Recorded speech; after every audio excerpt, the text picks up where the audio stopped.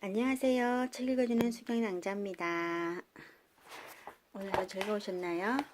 네, 오늘은 왕의 제정 40페이지 노숙자 사역을 하다 이 편 읽어드리겠습니다. 막내딸은 권사님의 축복기도 덕분에 하는 사람마다 재정에 큰 복을 받았다. 그리고 건평 100평이 되고 포도나무, 배나무, 사과나무, 감나무, 앵두나무, 덕나무가 심긴 정원이 있는 큰 집을 얻으며 속으로 생각했다. 어머니가 이건 모르셨을 거야. 이 부자 동네에는 거지들의 입성조차 불가하다는 것을. 이사 후 일주일쯤 지나 막내딸 가족이 동네에 있는 심야 극장에 갔다가 돌아오는 길이었다. 지하도로 내려가는데 눈에 익은 사람들이 30명쯤 모여 있었다. 거지들이었다. 순간 막내딸은 몹시 당황했다. 그곳은 정확하게 집에서 500m 떨어진 곳이었다. 막내딸은 시집 올 때 권사님께 받은 1km의 축복이 떠올랐다. 그리고 펑펑 울면서 그날로 노숙자 사역을 시작해서 만 8년간 하게 된다. 그러나 막내딸은 절대 노숙자 사역에 나가지 않기로 결심했다. 노숙자를 보는 것이 지긋지긋했기 때문에 집에서 그들에게 죽을 끓였고 남편이 그것을 가지고 나가 그들을 먹였다. 그리고 이들 아들은 의료함을 가지고 가서 간단한 치료를 해주었다. 그러던 어느 날 아들에게 전화가 왔다.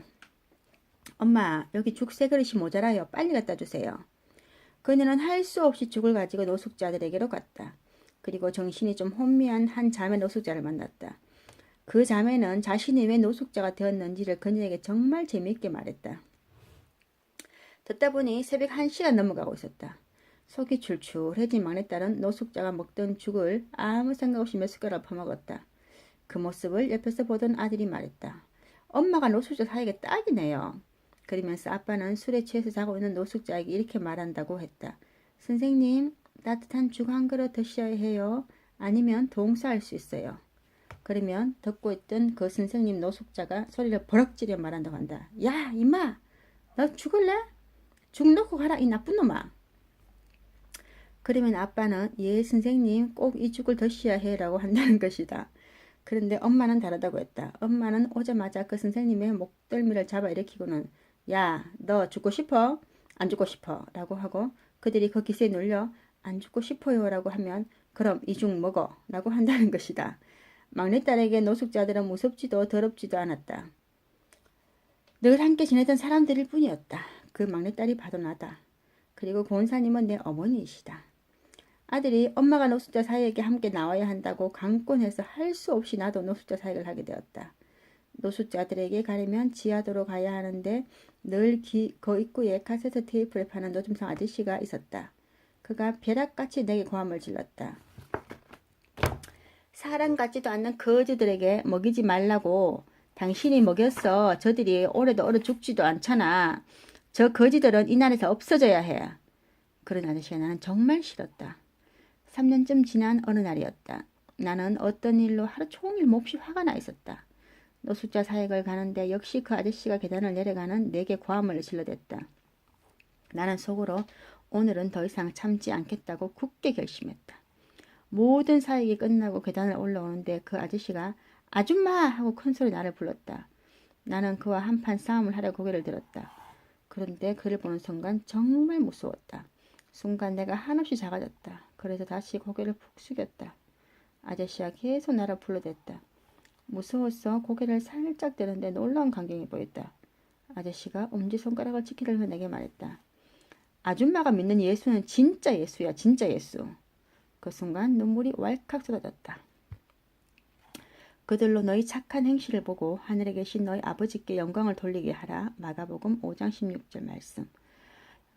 예수님의 말씀이 생각났다. 그동안의 모든 피로가 풀리는 순간이었다. 집에 돌아왔는데 주님께서 히브리서 말씀을 펴라고 하셨다. 오직 선을 행함과 서로 나누어 주기를 잊지 말라. 하나님은 이 같은 제사를 기뻐하시느니라. 히브리서 13장 16절 말씀. 뜨거운 눈물이 내 발을 타고 하염없이 흘러내렸다. 내가 죽 한 그릇을 노숙자와 나누는 그 작은 자리에서 하나님께서는 예배를 받았다라고 말씀하셨다. 삶의 자리에서 나를 통해 아름다운 하나님을 드러내는 것이 그분이 기뻐 받으시는 진정한 예배이다. 오늘 여기까지입니다. 우리 사실 우리가 예수님 믿는다고 하면서 사실 예수님 이름을 더 욕되게 할 때가 많은 것 같아요. 저도 마찬가지고요. 제가 전도를 한 번씩 해보면 그 사람들이 그러시더라고요. 안 믿는 불신자분들이. 어, 예전에 교회 갔지만 예수 믿는 그 사람들 때문에 교회 가기 싫다고. 그러면 저는 이렇게 얘기하거든요. 왜 사람을 보고 믿으려 하냐면서 예수님 보고 믿으세요. 근데 우리가 인간이잖아요. 그래서 사람 보면서 근데 사실 가장 불쌍한 사람도 그런 사람들이죠. 어떤 사람에게 시험 받아서 예수님 안 믿는 거는 그 사람 문제는 그 사람이 예수님하고 그 사람하고 직접 해결할 문제고 우리는 사실 상관이 없잖아요. 근데 우리는 그 사람 때문에 시험 받거든요. 시험 받으면 어떻게 돼요? 시험 받아서 내가 실족해서 안 나간다. 그럼 누구 손해예요? 그 사람 손해인가요? 아니죠. 내 손해죠. 내가 지옥에 떨어지는 거죠. 근데 사실 많거든요. 우리가 정말 사람들이 그러잖아요. 저 예수 믿는 사람들 때문에 내가 예수님은 좋은데 예수 믿는 사람들 지금 미워서 교회 가기 싫다면서 그런 말씀 많이 하시거든요. 사실 우리가 하나님 영광을 드러내야 되는데 영광을 가릴 때가 너무 많습니다. 저도 마찬가지고요. 저래놓고 교회 다니나 저래놓고 예수 믿냐면서. 근데 여러분 잘 생각해 봐야 될 게 뭐냐면은 세상 사람들은 그래요. 뭐 절에나 뭐 다른 종교 믿는 사람들한테는 그런 높은 도덕적인 그런 잣대를 요구하지 않아요. 그런데 우리 예수 믿는 사람은 특별하게 더 있잖아요. 너 예수 믿으니까 남들 달라진다 이렇게 요구하는 거예요. 그거는 뭐예요? 그 사람들도 예수님의 권세를 인정한다는 거예요. 사실은요. 예수 믿는 사람이 안 믿는 사람 달라야 된다고 하는 거. 여러분 사람들이 그러던가요? 절에 다니는 사람 보고 야 너 절에 다니니까 세상 사람 달라진다. 그러면 절대 들어본 적이 없어요. 저는. 항상 핍박은 우리 예수 믿는 사람한테 오죠. 예수 믿는 사람은 달라야 된다면서. 너 예수 믿는 사람 좀 달라야 안 되냐면서. 남들은 틀려야 안 되냐면서 그렇게 얘기하잖아요. 예수제가 제가 되겠냐면서. 너 예수 믿으면서 그렇게 할 수 있냐면서 막 그러잖아요. 근데 저는 그 말씀이 세상 사람들 우리를 향하여 손삿대질하고 막 욕하는 그게 있잖아요. 정말 오히려 고마운 거라고 생각해요. 저는. 왜냐하면 우리가 어떤 사람을 우리가 어떤 존재고 어떤 사람이라는 것을 그 사람들이 오히려 가르쳐 주는 거예요. 맞죠? 쓴 사람들이 우리가 가만히 네가 뭘 하든 말든 네가 나쁜 짓을 하든 뭐 죽을 쓰든 밥을 쓰든 내빼 나쁘면 그건 세상 사람들이 우리를 포기한다는 거거든요. 세상 사람들도 우리를 포기하지 않는 거예요. 딴 사람들 다 무너지고 자빠지고 쓰러져도 너 예수제만큼은 그러지 말라는 거예요. 우리가 마지막 희망이라는 거예요. 세상 사람들한테. 저는 그렇게 생각해요. 정말 우리가 믿는 예수가 진짜 예수야 하면서 사람들이 손을 지켜줘주는 그런 사람 되었으면 좋겠어요. 저도 그렇게 되고 싶습니다. 오늘 어떤 그 밴드에 이제 크리스찬 밴드인데 보니까 전도사님이라는 여자분이더라고 젊으신 분이 글을 올려놨시더라고요.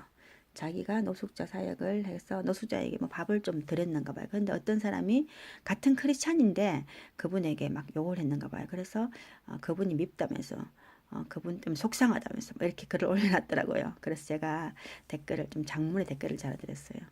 뭐라고 달았냐면은 그 사람이 이제 나한테 화를 내도 나는 오히려 그 사람을 축복하는 것이 어떻겠냐면서 저도 그렇게 잘 못하지만 그런 마음이 생기더라고요. 우리가 어떤 사람이 나한테 막 나쁘게 대하잖아요. 그럼 나도 똑같이 인간인지라 사실 올라오고 막 미워지죠. 그리고 저 사람 왜 나한테 저렇게 내 하는 일에 딴질 거고 태클거나 생각할 수 있거든요. 그렇지만 그 사람을 축복하면은 나의 광야 생활이 빨리 끝난다는 거죠. 우리 다 지금 광야길 가고 있잖아요. 우리 빨리 가나안 가고 들어가고 싶잖아요. 가나안 입성해서 진짜 하나님하고 진짜 긴밀하게 친밀하게 하나님 뜻이 내 뜻이고 내 뜻이 하나님 뜻이고 그런 거 이루어지고 싶잖아 빨리요. 맞죠? 우리가 기도하는 모든 것이 이루어지고 아픈 사람을 향하여 손을 내면 그 사람들이 고쳐지고 그렇게 저절로 되려면 우리가 지금 가나안 땅에 빨리 들어가야 되잖아요. 근데 지금 광야에 있잖아요. 저도 지금 광야의 끝에 와 있다고 생각합니다. 제 생각입니다. 하긴 며칠 전에도 이제 남편이 이제 운동하고 이제 조금 늦게 왔어요. 늦게 왔는데 어떤 분들하고 이제 같이 이제 술을 마시고 왔다 하는데 그분들은 제가 별로 좋아하지 않는 분인데 같이 마셨다길래 제가 또 참았어야 되는데 제가 화를 또 버럭 내버렸어요. 그 남편 화내게 했는 거죠. 그 제가 느끼면서 진짜 오랫동안 좀 화를 안 내게 하면서 어느 정도 시험을 통과했다 생각했거든요. 근데 다시 또 원위치 가버린 거예요. 우리가 분노하고 화내고 하는 순간 우린 예전의 모습을 다시 그 자리로 다시 돌아가는 거예요. 그래서 저는 이 시험이 빨리 끝났으면 좋겠는데 그러니까 내가 변화해야 되는 거죠. 내 인격이 변화해야 되고 내가 다듬어져야 되는 거죠. 저 진짜 많이 변화됐거든요. 옛날에 정말 까칠했어요. 까칠 소녀의 극치를 달렸어요. 오죽하면 동창회 갔는데 2년 전에 동창회 갔는데 그 남자친구가 그러더라고요. 초중학교 중학교 당중생인데 야 수경아니 진짜 인간 됐다 이러더라고요. 저보고. 그 사실 좀 충격받았어요. 물론 제가 인간이 안 되었었지 옛날에 까칠하고 아주 뭐 아나무인이고 모든 사람을 아래 깎으로 보고 특히 남자들을 발톱 때처럼 생각했어요. 저도 대단한 사람도 아니면서 뭐 찬바람을 일으키고 다니고 모든 사람을 뭐 정죄하고 눈을 내리깔면서 뭐 미워하고 하여튼 가관도 아니었습니다. 그런데 제가 이제 결혼하고 아이를 놓고 하나님과 가까이 이제 친밀하게 다니면서 또 시험도 많았고 고난도 많았겠죠. 겪으면서 둥글둥글둥글 오각형 별 소녀에서 이제 둥글둥글 원이 돼갑니다. 그렇지만 그런 중에도 제가 한 번씩 제가 밑에 있던 무의식 중에 있던 것이 확 올라와서 또 그동안 아주 잘하고 했던 것을 한순간에 무너뜨립니다. 직장에서도 마찬가지죠. 그런 경우 있잖아요. 근데 우리 김미진 간사는 참 그날도 마지막 오늘은 더 이상 참지 않다고 싸우려고 하면 대판 싸우려 결심했죠. 그래서 참았잖아요. 만약에 이때 김미진 간사가 참지 않고 아저씨가 불렀을 때 와 이 짜씨가 하면서 같이 붙었으면 어떻게 됐겠어요. 그간의 모든 것이 다 도라미 탑을 돼버리는 거죠. 공든 탑이 무너지는 거죠. 도라미 탑을 이런 말씀 안 되죠. 죄송합니다. 그리고 그래도 제 이거 방송을 듣던 직원들이 사투리 너무 쓴다면서 막 그러던데 저는 사실 뭐 제가 뭐 이걸 통해서 뭐 저희 영광을 드는 이런 거 아니잖아요. 그냥 저는 제가 이제 은혜를 나누고 싶고 솔직하고 싶거든요. 그래서 제가 그냥 편안하게 하니까 여러분들 편안하게 들어주세요. 그리고 뭐 사투리 쓰고 뭐 대도 안 한 말, 뭐 앞뒤 안 맞는 말 할 때도 많을 거예요. 그래도 너그러이 봐주세요. 오늘 여기까지 하겠습니다. 감사합니다. 사랑합니다. 축복합니다. God bless you. 파이팅!